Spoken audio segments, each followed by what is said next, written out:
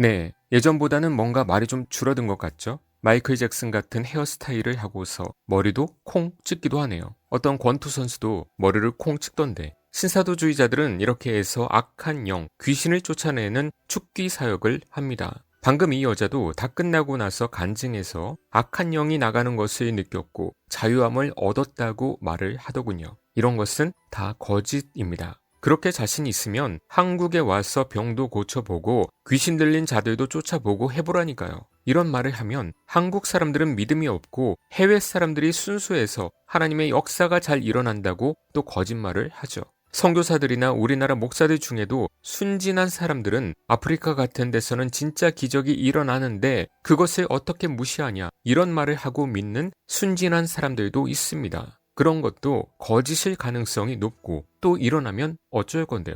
그런 것이 구원의 증거입니까? 바리새인과 사두개인들이 와서 예수를 시험하여 하늘로부터 오는 표적 보이기를 청하니 예수께서 대답하여 이르시되 너희가 저녁에 하늘이 붉으면 날이 좋겠다 하고 아침에 하늘이 붉고 흐리면 오늘은 날이 굳겠다 하나니 너희가 날씨는 분별할 줄 알면서 시대의 표적은 분별할 수 없느냐. 악하고 음란한 세대가 표적을 구하나 요나의 표적밖에는 보여줄 표적이 없느니라 하시고 그들을 떠나가시니라.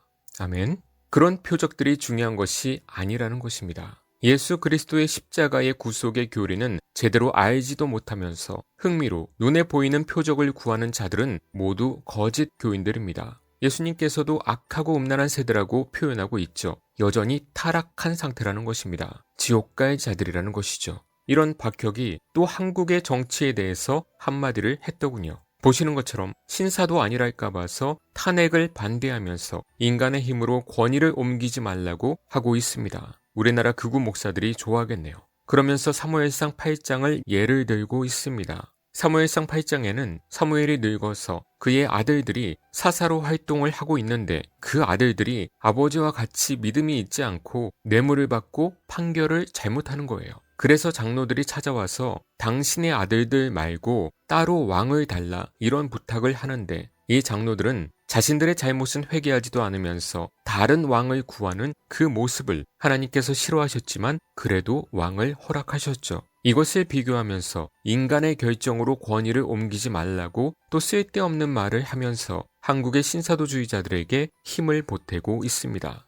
지금은 그런 신정정치 시대가 아닙니다. 그렇게 착각하는 개혁주의 목사들도 많이 있는데 탄핵은 칼빈도 말을 했던 거예요. 그동안 몇 번 올렸었는데 개혁주의 목사들도 칼빈의 말을 무시합니다. 권세자들이 그 직책을 하나님께 받은 것은 그들 자신을 위하여 주어진 특권이 아니라 공동의 행복과 이익을 위하여 주어진 것이며 하나님께서 이러한 조건으로 정부를 세우셨기 때문에 정부는 국민에게 봉사하는 것이 확실하다.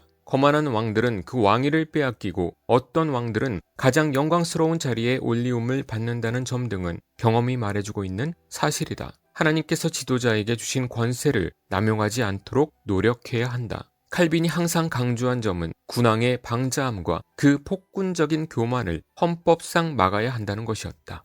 네, 우리가 하나님의 통치를 받기 싫어서 탄핵을 찬성하는 것입니까? 아닙니다. 그 의미를 이렇게 박혁처럼 돌려서 말하면 겉만 보고 속는 무지한 자들이 또 생기는 것이죠. 성경은 대통령이 아니라 더 절대적인 왕이라고 해도 큰 잘못을 하게 되면 패하기도 하신다고 말씀하십니다. 그는 때와 계절을 바꾸시며 왕들을 패하시고 왕들을 세우시며 지혜자에게 지혜를 주시고 총명한 자에게 지식을 주시는도다. 아멘. 구약 때처럼 선지자가 없는 이 시대는 국민의 투표로 또 국회의원들의 투표로 탄핵도 가능한 것입니다. 그것은 하나님 앞에 합법이에요. 박혁 얘기를 하다가 그 사람이 정치에 끼어드는 얘기를 해서 다 잘못된 해석과 거짓 예언이라는 것을 말씀드리기 위한 것이었고요. 박혁은 천사한테 예언을 받았는데 말을 많이 하지 말고 기도를 하라고 했대요.